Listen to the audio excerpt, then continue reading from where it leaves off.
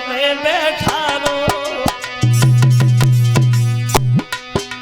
मौसी ने पकड़ी बाई रे धकेला भैया मारो। हे माँ, पिताजी ने मुझे गोद ले लिया, बहुत अच्छा लगा, लेकिन अच्छे ही अच्छे में मौसी पता नहीं कहां से आ गई, मुझे बहुत मारा मैया, बहुत मारा। तो माँ ने उत्तर दिया है लाला, अरे मौसी ने मारा है तो इसमें दुख का एक है। अरे मौसी भी तो माँ होती है, भूल जा। ध्रुव रोने लगे, मैया हमें मौसी के मारने का कोई दुख नहीं है। अगर मौसी हमें जान से मार देती मैं कुछ नहीं कहता, लेकिन चिंता एक बात की लगी है माँ।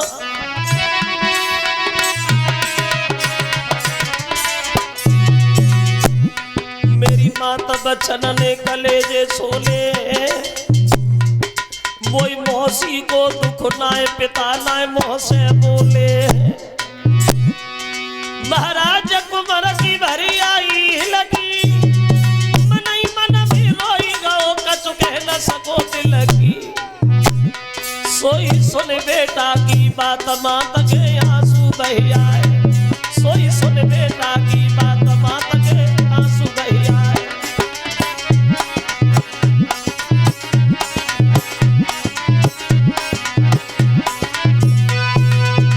ध्रुव ने जवाब दिया, मैया अगर मौसी हमें जान से भी मार देती मैं उससे कुछ नहीं कहता, सिर्फ एक बात की चिंता लगी है, मौसी हमें मारती रही तो पिताजी बोले क्यों नहीं। उन्होंने ये भी नहीं कहा इस निर्दोष को काय को मारी, इसका कोई दोष नहीं, सिर्फ ये बता पिता खामोश काय को बने रहे। माँ ने सुना तो माँ के भी आंखों से आंसू निकले आए। बोली लाला अगर वो तुम्हारे पिता होते तुम्हें जरूर बचाते, अगर तुम्हें पिता की गोद अच्छी लगती है तो अब इस पिता की आस छोड़ दो, और हो सके तो किसी दिन परम पिता परमेश्वर की गोद बैठना, भगवान की गोद बैठना। देखिए क्या शिक्षा दी उस माँ ने, अगर तुम्हें गोद में बैठना है तो भगवान की गोद बैठना। बाहरी माँ, पहले की माताएं अपने बच्चे का भविष्य बनाने के लिए बहुत मुसीबत उठाती थी, बहुत तकलीफ उठाती थी। अगर माँ चाहे तो अपने बच्चे को सिंहासन पर बिठा दे, अगर वह माँ चाहे तो अपने बच्चे को गधे पे बैठने के लायक भी न छोड़े। बच्चे का भविष्य बनाना और बिगाड़ना सिर्फ ये माँ के ही हाथ होता है।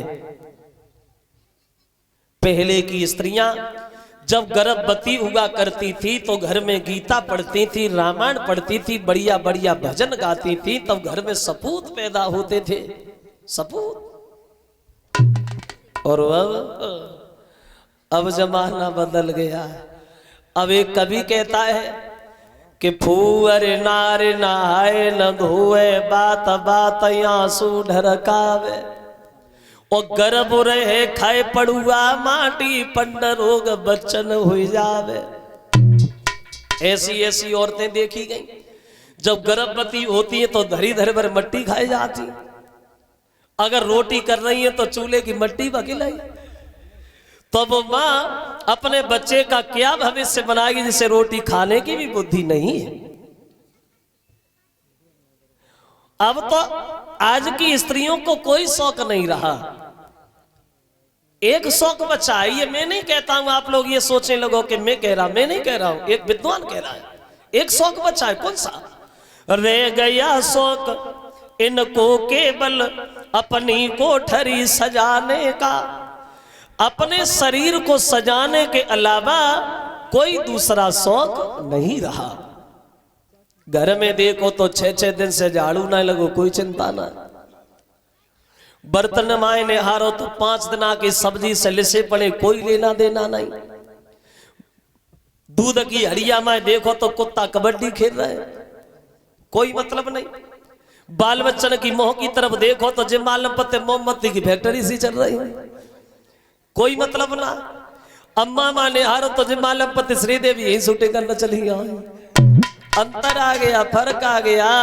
रह गया शौक इनको केवल अपनी कोठरी सजाने का, श्रृंगार चित्र के बनाने का, फिल्मी गाना गाने का। कितना जमाना बदल गया। कितने बदलाव में आ गए हम लोग। अब गाना भी देखो, गाना भी सुनो, आजकल के गाना सुनो, कैसे कैसे गाना है, ये नहीं समझ में आ रहा कि क्या बज रहा है और क्या गब रहा है। उलना जरूरी है, बस उलते रहो, बस वही बहुत है। जो हमारे बड़े बड़े लोग यहाँ बैठे हैं, इनके जमाने के गानों को अभी भी सुनो तो ऐसा लगता है कि बिल्कुल नए ही वो गाना है। और पहले के जो गाना हुआ करते थे, ऐसे गाना लिखने वाले थे और गाने वाले ऐसे थे, उस गानों को अगर ध्यान से सुनो तो कुछ ना कुछ उस गाने में मिलता था। मेरे देश की धरती सोना उगले उगले हीरे मोती, मेरे देश की धरती, ये भी गाना हुआ करते थे। मेरा रंग दे बसंती चोला, कैसे कैसे गाना थे वो। और आजकल के गाना सुनो के अखियों से गोली मारे। अब लगाओ अंदाज, जब आंखों से गोली चलने लगे तो जो फौजी बॉर्डर पे पड़े काहे को पड़े रहे। अब क्या है, कुछ नहीं है। तो वो माँ कहती है मेरे लाल, अगर तुम्हें गोद में बैठना है तो भगवान की गोद में बैठना। तो नन्ना सा बच्चा अपनी माँ से पूछ बैठा, मैया भगवान कहाँ मिलेंगे।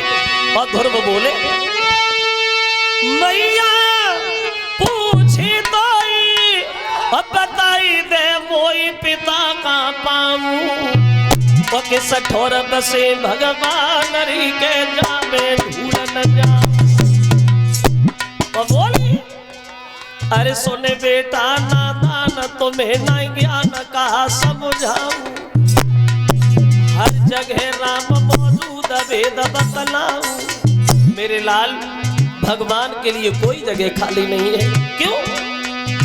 भक्त कहता है मुझे राम चरण प्यारा है, राम कहते हैं मुझे भक्त भजन प्यारा है।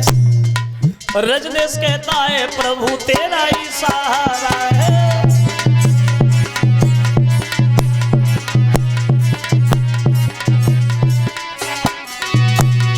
क्यों? दाता तेरे हाथ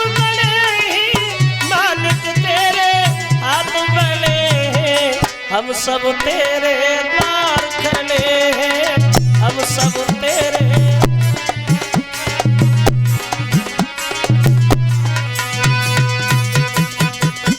तो माँ बोली, पुत्र एक काम करो ना, जब तुम समझदार हो जाओ तो वन में जाना, भजन करना, तुम्हें भगवान के दर्शन वन में होंगे। तो ध्रुव बोले, मैया इधर उधर काय को घुमा रही है, यहाँ रहती वहां रहती, सीधी सी ये क्यों नहीं कहती कि जंगल में ही रहते हैं। और रही बात बड़े होने की, तो मैं तो बड़ा हो गया, आज ही जाऊंगा। उत्तम भैया अपने पिता की गोद बैठता है। मैया मुझे भी बहुत याद आती है अपने पिता की, एक बार कह दो चले जाओ, जिंदा बना रहा तो दोबारा आऊंगा, और मर गया तो तुम ये सोच लेना कि हमारे कुछ नहीं हुआ। मैया मैं जा रहा हूं। नन्हे नन्हे हाथों से माँ के पैर छुए और ये ध्रुव जो है वो वन के लिए निकल गए। भागते गए, भागते गए, पहुंच गए जंगल में, प्रवेश कर गए तो अकस्मात देवर्षि नारद ध्रुव को रास्ता घेर करके खड़ी हो गए। कौन हो? बुद्धि नहीं है, पागलों की तरह भागे जा रहे हो। अरे तुम्हें नहीं पता, शेर है, सर्प है, बिच्छू है, कोई तुम्हें डस लेगा, शेर उठा ले जाएगा, घर चले जाओ, किधर भागे जा रहे हो। ध्रुव कहने लगे, बाबा जी मैं भगवान को ढूंढने आया हूं। नारद हंसने लगे, भगवान भगवान बुद्धि खराब है तेरी। हजारों महात्मा मर गए तपस्या करते करते, लेकिन फिर भी दर्शन नहीं हुए, और तुम ऐसे भागते जा रहे हो जैसे भगवान कई झाड़ियों में छुपे बैठे, भाग के पकड़ घर जा, बिना मतलब में मर जाएगा। और नारद बोले, अरे बेटा मेरे नागन को ना जाइयो रे, लाला मेरे नागन को ना जाइयो रे, रोई मरे कियो मत।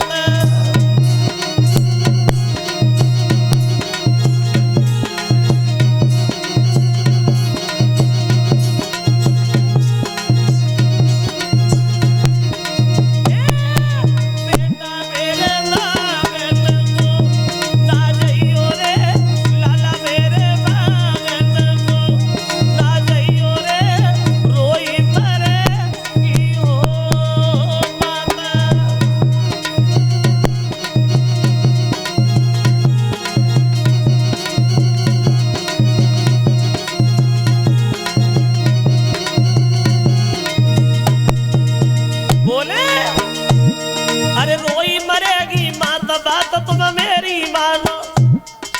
बन में जाइबे की अपनी अरे जितना ठाना रे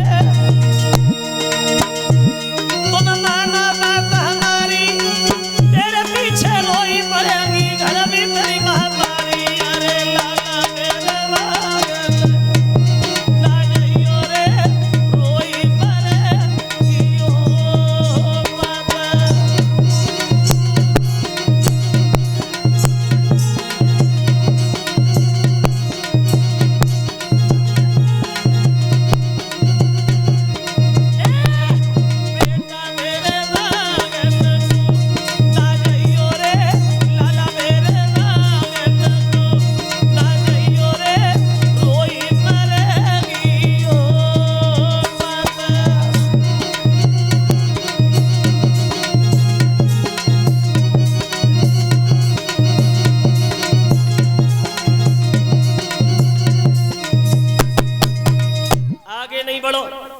मर जाओगे और मर जाओगे तो हम नहीं रोएंगे, लेकिन तुम्हारी मां मर जाएगी रो रो के, घर चले जाओ, आगे नहीं बढ़ो।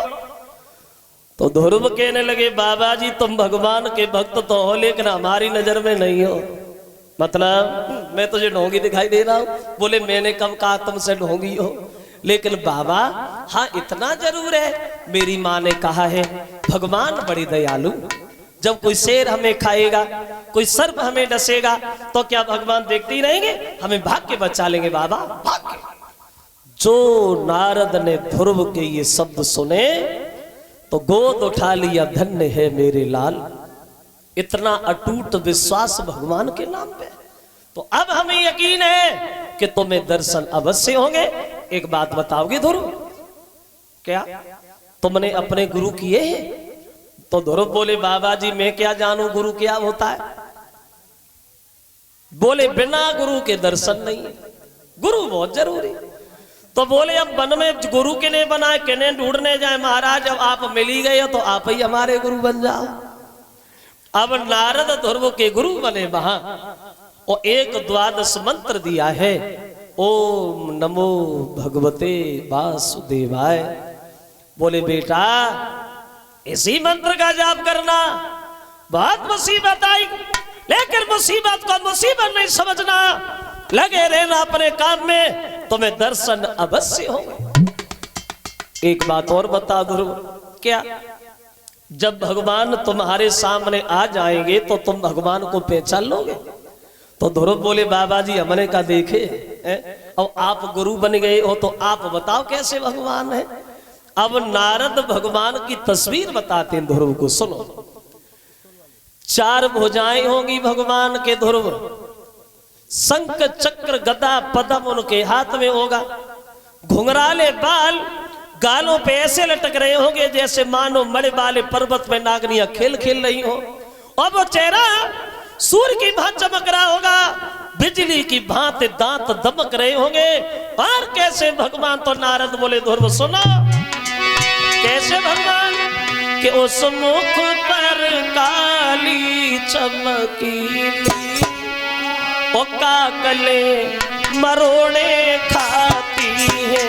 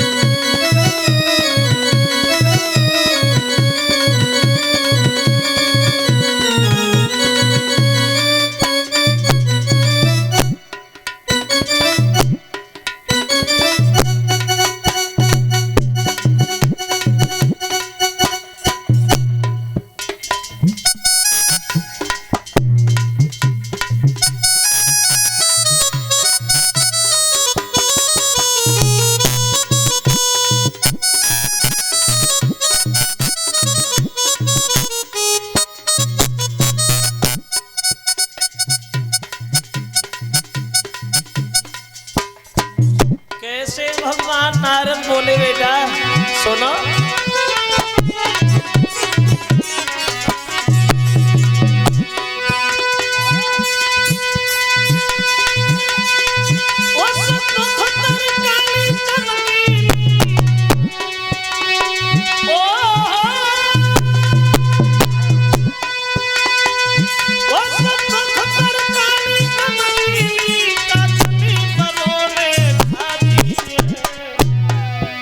मानो मणिपाले पर्वत पे नागनियां टहल बजाती है।